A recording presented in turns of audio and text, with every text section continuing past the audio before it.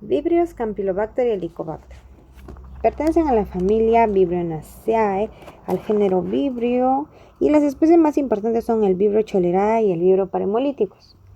Tienen más de 200 serogrupos y solo dos se reconocen como responsables del cólera, el 01 y el 0139, en donde el 01 va a tener dos biotipos, el TOR y el clásico.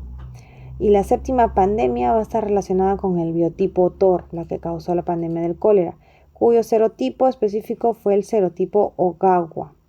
Son gram negativos en forma de coma y tienen flagelos polares. Estos bacilos de Vibrio cólera son bacilos curvos o rectos. Son móviles por la presencia de los flagelos. Son oxidasa positivo, anaerobios facultativos, fermentadores de glucosa y crecen en medio alcalino con un pH de 8,4. Entre sus factores de virulencia tenemos a la neuraminidasa, quien va a exponer al GM1, el cual es receptor esencial de la toxina colérica. Luego tenemos como factor de virulencia a la subunidad A y B de la toxina colérica, quienes alteran el transporte activo de electrolitos a través de la membrana celular, impidiendo así la absorción del líquido y su secreción por el intestino delgado. En la patogenia vemos que la toxina va a estimular el AMP cíclico, inhibiendo así el sistema de transporte de absorción en las células con vellosidades y activando el sistema de transporte por la excreción de cloruro en las células de las criptas intestinales. Se acumula el cloruro sódico en la luz del intestino y para mantener la osmolaridad del intestino se va a producir una secreción masiva de agua hacia la luz, originando de esta manera una diarrea acuosa de hasta 1 litro por hora de agua y electrolitos. El reservorio único van a ser los humanos. El mecanismo de contaminación va a ser mediante la ingesta de alimentos o de agua contaminada con materia fecal. La característica de la enfermedad es que su periodo de incubación va a ser de menos de un día hasta 5 días, produciéndose una intensa diarrea acuosa con apariencia de agua de arroz, con mucosidad pero sin sangre por la enterotoxina. Va a tener una diarrea acuosa. Disminuye el volumen sanguíneo circulante, va a causar una hipovolemia, una acidosis metabólica, disminuyendo el potasio, y esto puede llevar a un colapso vascular, incluso hasta la muerte. También se ve la presencia de calambres abdominales, pero no va a haber fiebre como en otras diarreas. No hay fiebre en el cólera. En cuanto al cultivo, se realiza primero muestra de heces o hisopado rectal y el medio de transporte va a ser Kerry Blair.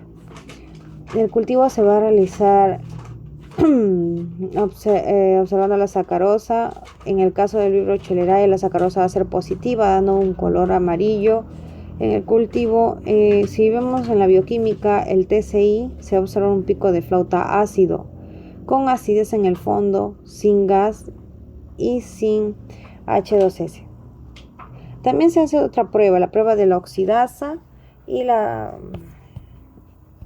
prueba de la oxidasa y la prueba del cordón.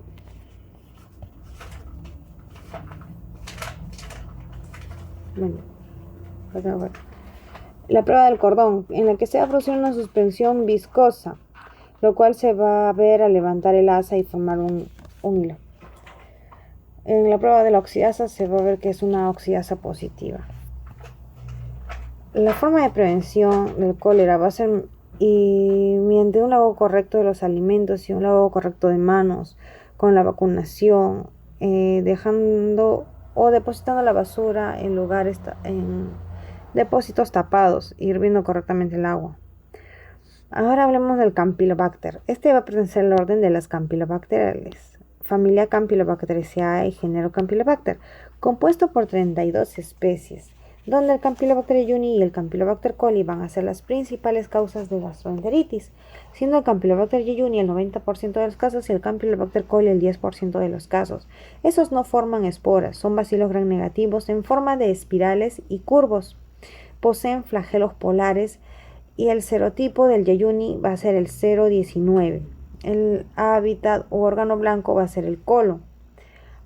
El reservorio van a ser las aves de corral, ganado, ovejas. Características fisiológicas: sobreviven en temperatura de 37 a 42 grados, son sensibles al calor y se van a inactivar fácilmente con cocción o pasteurización. Cuando lo calientan a 55 o 60 grados por un minuto, lo va a destruir fácilmente. Su pH óptimo va a ser de 6.5 a 7.5 y no sobreviven a un pH menor a 4.9. La mayoría de las especies de este género son microaerofílicas. Factores de virulencia. El que le dan mayor virulencia son la presencia de sus flagelos, la adherencia bacteriana a la mucosidad intestinal, la capacidad invasiva a la producción de toxinas, entre ellas las enterotoxinas que dan diarrea acuosa y las citotoxinas que dan diarrea sanguinolenta. La transmisión va a ser por vía fecal oral a través de alimentos contaminados, como carne de ave, bovino, pescado, cerdo, productos lácteos, mariscos, frutas, agua contaminada o contacto directo con la materia fecal de los animales. Características de la enfermedad. Esta incuba de 1 a 10 días con síntomas de diarrea sanguinolenta, dolor abdominal, cefalea, náuseas, vómitos, fiebre. Y en las consecuencias crónicas vamos a ver que pocos de ellos van a desarrollar artritis reactiva o síndrome de Guillain-Barré, que va a ser una respuesta inmune contra el sistema nervioso periférico, provocando así debilidad muscular y parálisis. El cultivo se va a realizar en agar sangre con presencia de antibióticos como el Campi-Vap, el medio selectivo de Skid Row y el medio Butzler. Las colonias son redondas o de forma irregular, blancas o gris cremosa, y se va a identificar bioquímicamente mediante la oxidasa positiva, catalasa positiva. Vemos que hay una reducción de fumarato succinato, producción de H2S, susceptible al ácido anhidríxico y no fermentan ni oxidan a los carbohidratos, como a diferencia del cólera que sí fermenta los carbohidratos. Ya, ahora vemos al Helicobacter. El Helicobacter pertenece al orden Campylobacterales, a la familia Helicobacteriaceae. El género es Helicobacter y la especie es Helicobacter pylori. Son bacilos gram negativos curvados que poseen una membrana externa y tienen de 4 a 8 flagelos, protegidos por una vaina de estructura lipídica. En sus características fisiológicas vamos a ver que es ureasa, catalasa y oxidasa positiva.